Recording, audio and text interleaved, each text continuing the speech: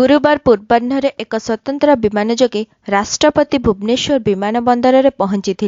सेठारे राज्यपाल गणेशी लाल, मुख्यमंत्री नवीन पट्टनायक एवं वरिष्ठ अधिकारी माने तांको स्वागत करथिले। एथिसहित तांको गार्ड ऑफ ऑनर दिया जायथिला।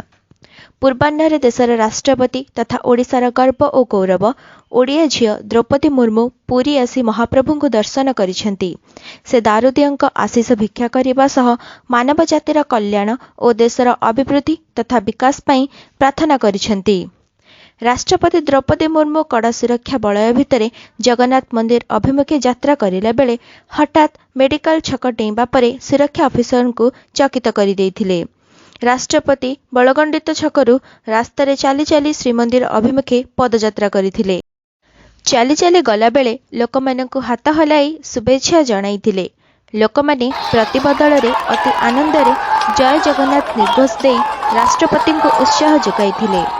बाटरे जाऊ जाऊ राष्ट्रपति उत्कल हिंदी विद्यापीठ ठारे अटकी जाइथिले। विद्यार्थी को आलिंगन करने सहित सेल्फी नबाकु मध्य पोज देइथिले।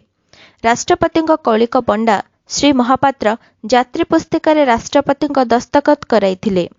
राष्ट्रपति पंगत को पुरी महाराज दिव्य सिंह देव, महाराणी लीलावती पाटमहादेवी को स्वतंत्र भाव निमंत्रण करा जाइथिला।